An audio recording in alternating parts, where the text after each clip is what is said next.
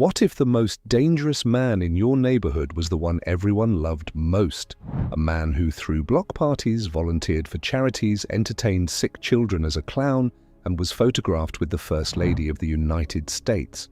Beneath his friendly smile and painted clown face was a monster who buried 33 young men under his own house.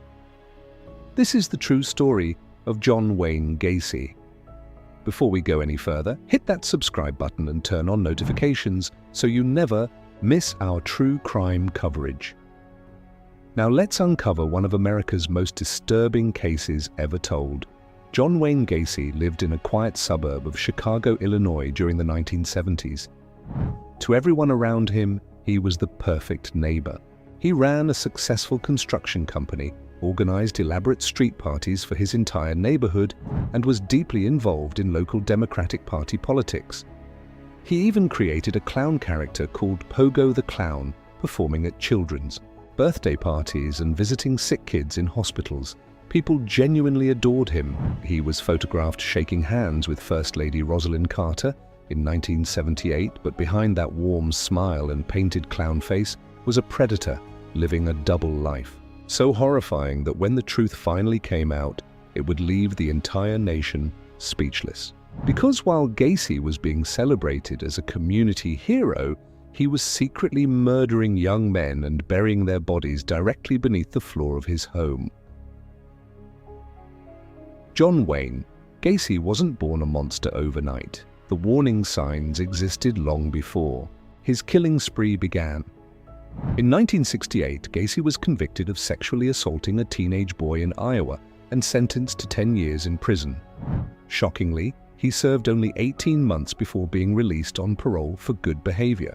After his release, he relocated to Chicago, remarried, launched his construction business, and completely reinvented his public image. Nobody in his new community knew about his past. He'd buried it just as deeply as he would later bury his victims.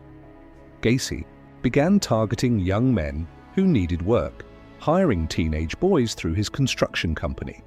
He presented himself as a generous employer, paying good wages and offering flexible hours. But Gacy was carefully selecting targets, studying vulnerabilities and waiting for the right opportunity to strike. Gacy's first known murder occurred in January 1972. He lured a young man to his home, handcuffed him, and strangled him to death. Then he buried the body beneath his garage floor and returned to his normal life as if nothing had happened. He developed a horrifying signature trick he called the handcuff trick. He'd convince victims to put on handcuffs, claiming it was a magic trick, then reveal they were trapped. Once restrained, victims had no chance of escape. Over the next 6 years, Gacy murdered at least 33 young men and teenage boys between the ages of 14 and 21. Most were employees, hitchhikers, or young men he'd met at bus stations, vulnerable individuals who wouldn't immediately be missed by anyone. The crawl space beneath his house slowly filled with bodies buried in shallow graves. When the space ran out, Gacy dumped 4 more victims into the Des Plaines River. He'd sometimes return to burial sites, pouring lime over the graves to speed decomposition and mask the increasingly unbearable smell. When neighbors complained about the horrible odor coming from his property, Gacy casually blamed it on moisture problems and broken sewer pipes beneath his house. He'd stand over the graves of his victims, chatting calmly with plumbers and repairmen he'd hired to investigate the smell. Gacy's downfall began on December 11, 1978, when 15-year-old Robert Peast disappeared. Robert had told his mother he was going to discuss a summer job with a contractor. That contractor was John Wayne Gacy. Unlike many previous victims, Robert came from a stable, loving family who immediately reported him missing. His mother went directly to police, naming Gacy as the last person her son had mentioned.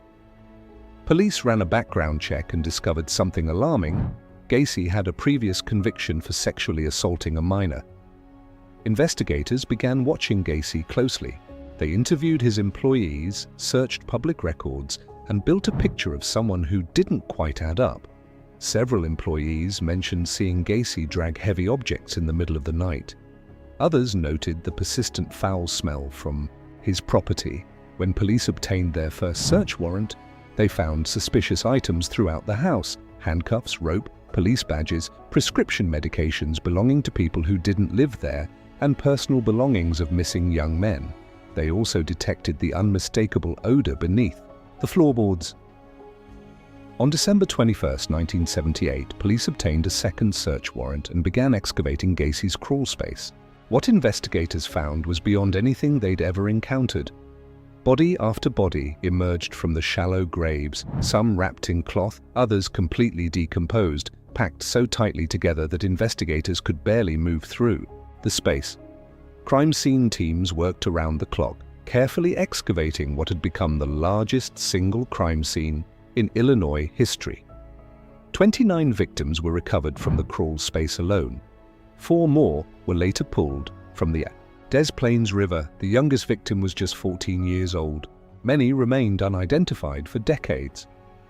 Gacy was arrested and initially tried maintaining his innocence, suggesting his employees must have buried bodies without his knowledge. He even claimed multiple personalities were responsible, but the physical evidence was overwhelming and completely devastating to any defense.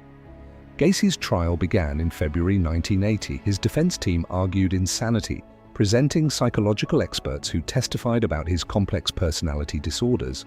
But prosecutors presented a mountain of physical evidence, survivor testimonies, and Gacy's own detailed confessions that completely demolished any insanity defense. The jury deliberated for less than 2 hours before returning guilty verdicts. On all 33 counts of murder, the highest number of murder convictions in American history at that time, John Wayne Gacy was sentenced to death. During his 14 years on death row, he showed virtually no genuine remorse. Instead, he spent his time painting disturbing artwork, mostly portraits of clowns and self-portraits, which became grotesque collector's items that still sell for thousands of dollars today. On May 10, 1994, Gacy was executed by lethal injection at Stateville Correctional Center in Illinois. His final words were chilling and defiant: "Kiss my ass." Even in his final moments, Gacy refused to show remorse or acknowledge the devastation he'd caused to dozens of families who never got real answers. John Wayne Gacy's story forces us to confront a deeply uncomfortable truth: that evil doesn't always wear a frightening face. Sometimes it wears a clown costume. Sometimes it throws neighborhood parties and shakes hands with politicians. Sometimes it lives right next door. The killer clown case forever changed how America views serial killers and how investigators approach missing persons cases involving young men, a demographic historically underserved by law enforcement. If this case disturbed and fascinated you the way it did me, smash that like button to help more people discover this story. Drop a comment telling me which true crime case you want covered next.